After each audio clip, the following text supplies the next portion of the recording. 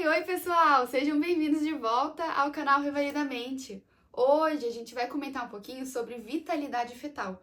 Como que a gente vai saber se um feto tá legal, se o feto tá bem, ou se o feto não tá muito legal.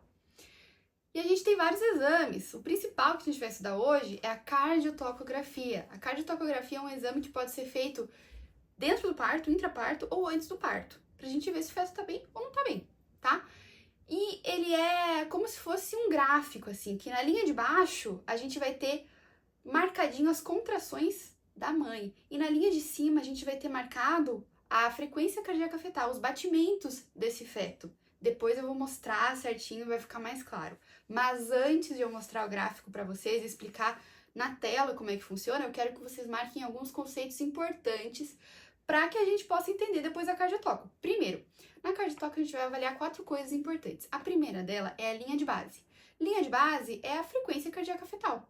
E o normal é que ela varie entre 110 e 160, que é a frequência cardíaca que o feto pode ter, 110 a 160.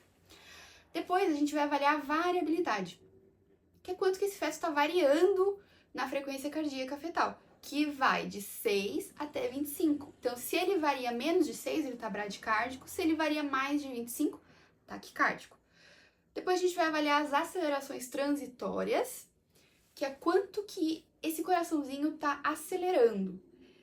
O normal é que ele tenha um máximo aí de 15, aceleração transitória de 15 batimentos em 15 segundos. E depois a gente tem as desacelerações.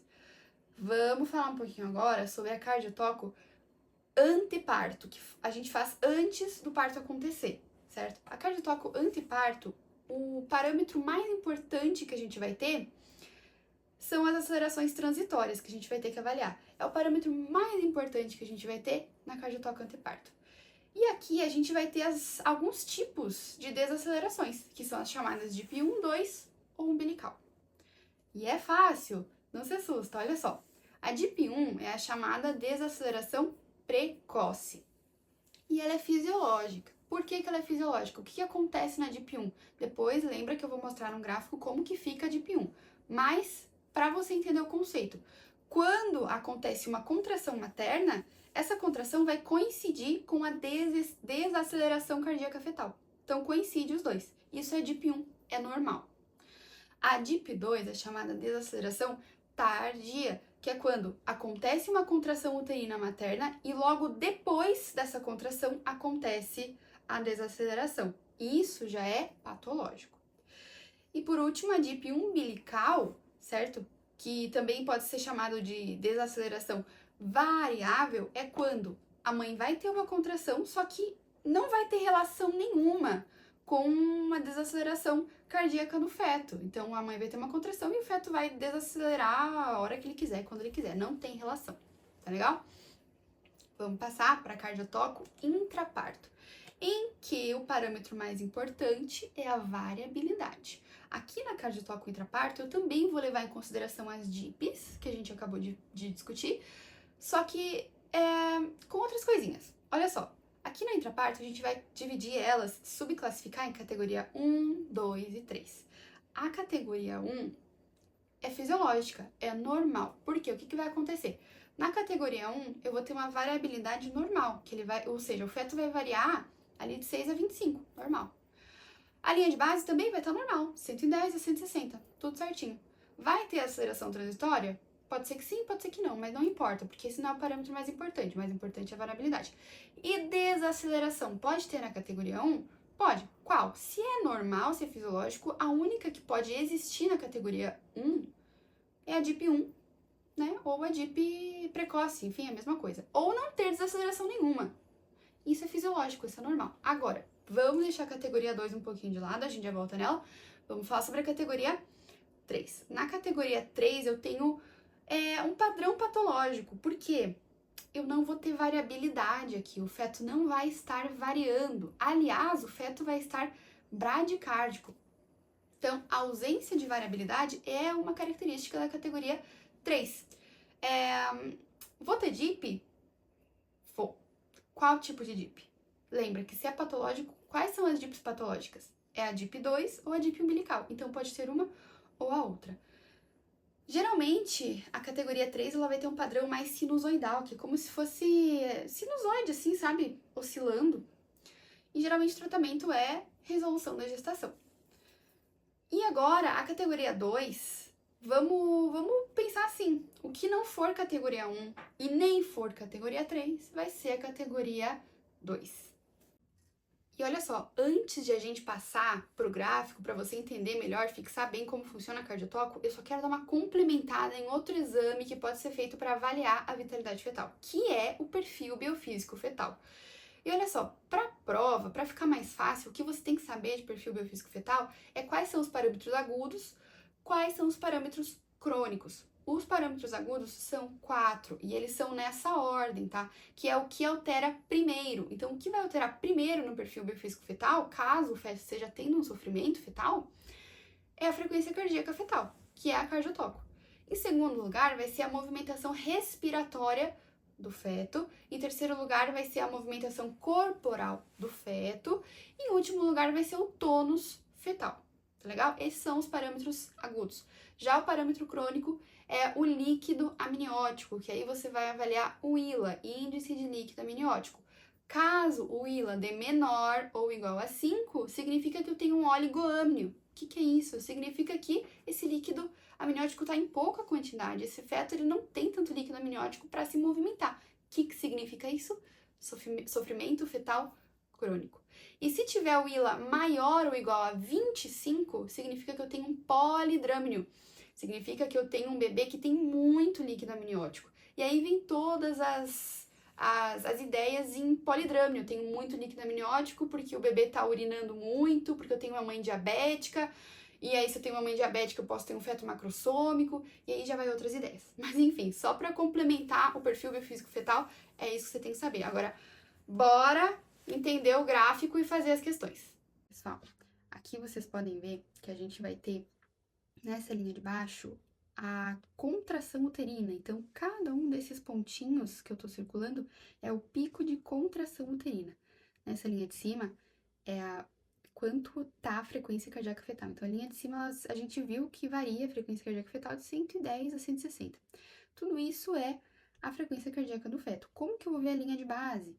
É ali onde menos está variando, então eu vou ver onde está menos variando, sabe? E ali, nesse meio, vai ser a linha de base. Então, a gente pode dizer que nessa cardiotoco, a linha de base ali seria de 140, 130. E para ver a variabilidade, então vai ser, eu vou pegar ali uma frequência cardíaca e vou ver quanto que tá variando naquele momento, tá legal?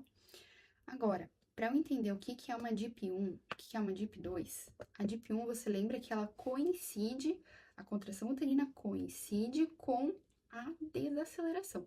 Então, aí eu tô desenhando uma contração uterina e aí eu tô desenhando uma desaceleração, e as duas coincidem. Então, isso é uma DIP1. Já na DIP2, você lembra que a gente tem a contração uterina e logo depois da contração uterina que acontece a desaceleração. Então, acontece a contração, depois da contração acontece a desaceleração. Isso é DIP2.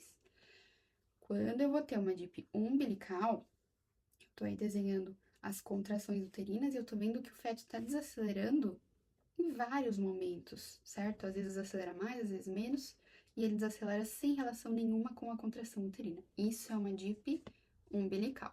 Então vamos lá, pessoal, fazer uma questão juntos aqui, questão que cobra cardiotocografia, uma questão recente do INEP.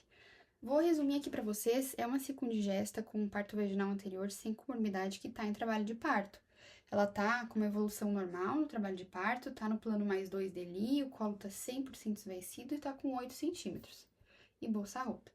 O médico viu que tem batimento cardíaco fetal, só que ele notou uma queda nos batimentos e por isso ele decidiu fazer uma cardiotoco. E aí mostra a cardiotoco para você. Olhando essa cardiotoco, você percebe que na linha de baixo, no quadrado de baixo, a gente tem as contrações uterinas. E na linha de cima, a frequência cardíaca fetal. Você percebe que quando eu tenho um pico de contração uterina ali, esse pico de contração uterina está coincidindo com uma desaceleração do feto, nas duas ali.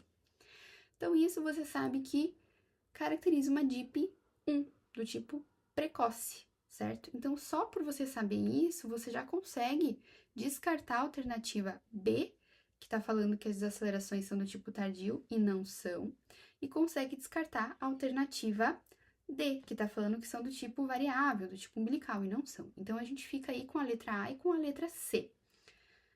O que eu posso notar?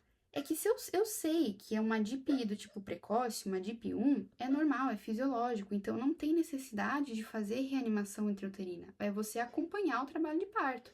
Por isso que a correta é a letra C. E se você quiser, você também pode calcular ali a linha de base, que é o quanto mais ou menos que está variando esse feto, qual que é a frequência cardíaca desse feto. Você vê que ele está ali entre 110 e 160. Por isso, nessa questão, a alternativa é a C. E olha aqui, outra questão recente que também cobra conhecimento de cardiotoco. Resumindo, essa questão 19, ela fala de uma paciente de 30 anos que é primigesta, ela tá com 40 semanas e 4 dias, conforme a última menstruação, e de 41 semanas, conforme a outra. Ela tá com boa movimentação fetal, não tem intercorrência nenhuma, os resultados do pré-natal são normais, e ela tá ansiosa, um pouco ansiosa, mas tá tranquila pra quando tiver o parto, né? O plantonista faz um exame de cardiotoco e aí ele dá as informações de cardiotoco. Então vamos lá. Ele tem uma frequência cardíaca fetal basal de 150, então a gente vê que a linha de base ela está sim entre 110 e 160, né? Então tá normal. Variabilidade entre 10 e 20 batimentos, então tá ali naquela faixa de 6 e 25, tá normal.